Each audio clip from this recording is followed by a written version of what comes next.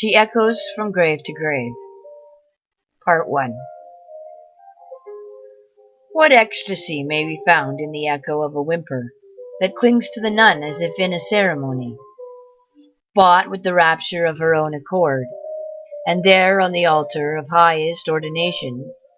has lain her heart to rest sublimely with the Almighty, when in fact her muse did carry its eyes from grave to grave,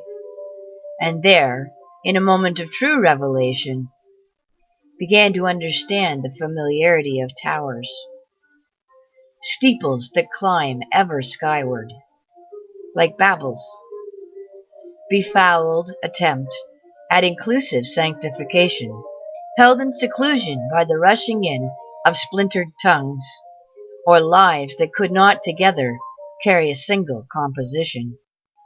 no less aspire toward heavenly orchestrations. Where in this flaming cloister of gyres should blessed Hildegarde be found, if not in meditation, where, blind as she often was, and all the world can be, she still lifts her voice in praise of a master that she is wont to see. Part 2. What anchor reveals the strength of its metal, then gives way, when after succeeding its lifetime to prayer,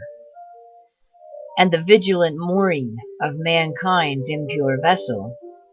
be shorn away by some dark arm of death, and embalmed with ambiguity in some strange place? I say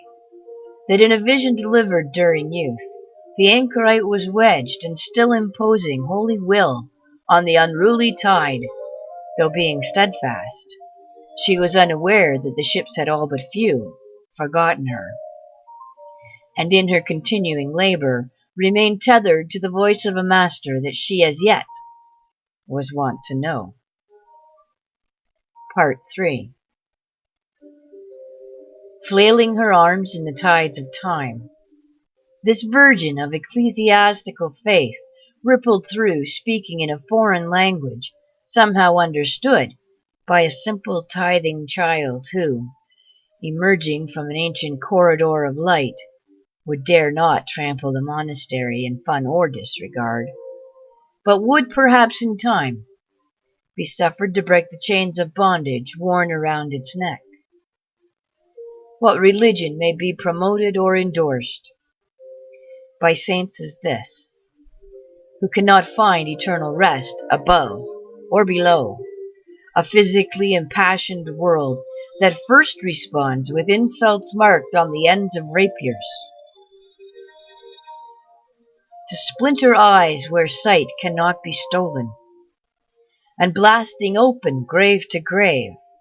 pleads for forgiveness in the name of holy peace, that it might choose to claim as master, if upon the earth itself it was not wont to see or know.